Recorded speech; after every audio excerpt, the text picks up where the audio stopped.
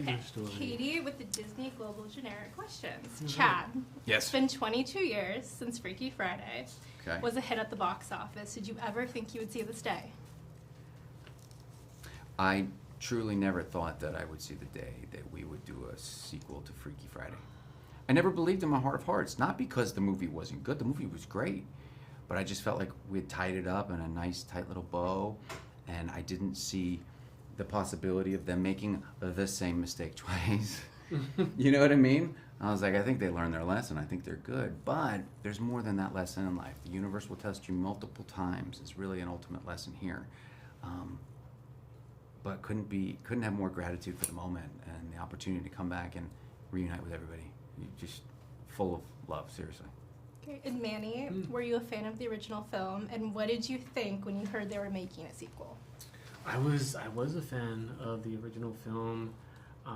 When I heard that I could even just have a meeting with the director, I was ecstatic.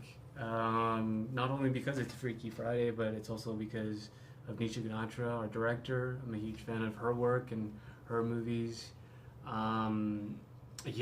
I was more than happy to hop on board and kind of give what I got, whether it be comedy, heart, or a little 2-bit dance move. I was more than happy to 2-bit.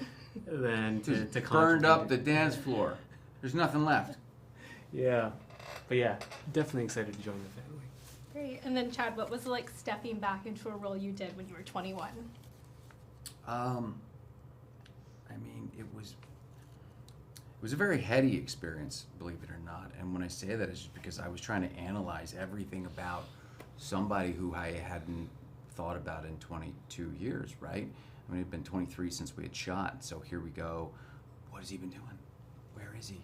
I got to reevaluate where he would have gone, what he would have done, and we had to try to build out what was there, because this is such a complex film. There's so many moving pieces with 4 people changing bodies and all the different things that go, so you can't muddle it too much with Jake because it will throw off different things. So we had to find a way to really figure out who he was, where he's been, what he's been doing, and what his wants and needs are in this life, and I think we figured that out. Great. And then Manny, tell us a little bit about your character Eric.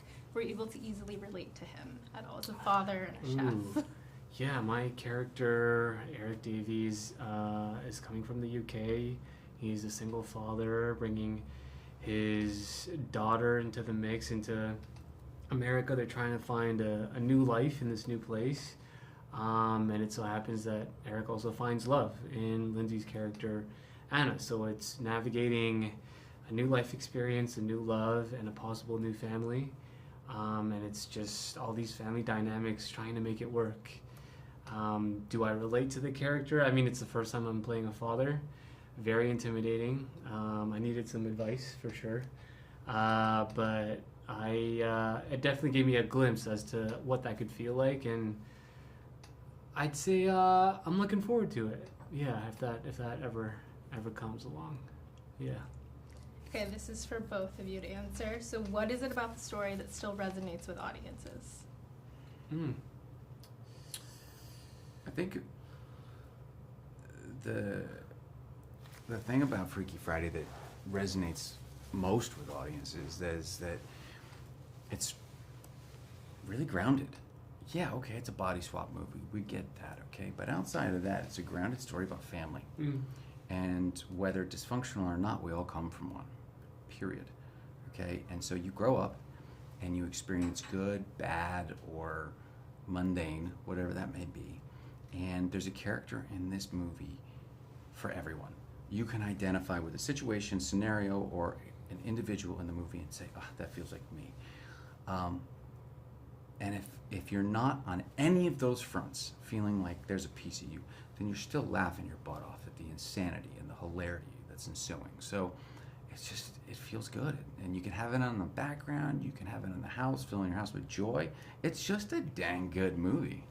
Yeah, it kind of stands up for itself, regardless of whether or not it was a sequel. It's just a good, solid story. Okay, great. Last question is, both films are shot in Los Angeles. Why is that so important to the story? Oh, it's like the other character in the movie. yeah, I don't think you can really have that same feeling without it being in LA. Yeah. Yeah. I would say that I took for granted when I first moved here. I was in Gilmore Girls, did Freaky Friday, I did Cinderella Story. They were all here. They were Wow. all here in Los Angeles. And I remember it was distinctly Whoa. shooting at Pali High, shooting Freaky Friday, and walking around and shooting on that campus. And its framework, the way that it becomes a character in this movie, like it's a part of the movie. Environmentally, like everything about it brings energy, the light, the sun Mm-hmm. is different here than it is anywhere else. Yeah. It's you know what I mean? And it's a character in this movie. So it couldn't have been done anywhere else and been the same film. And now it kind of lays here as a tribute to a beautiful city and a beautiful part of the city that's now gone. Mm-hmm. And who knows if or when it will be the same, but I can tell you that it will forever be held up through this film. You know, everything from the Coleman home to Pali High to the beautiful neighborhoods and the beaches, everything right there. Beaches, yeah. Yeah. Great. Well, that was it.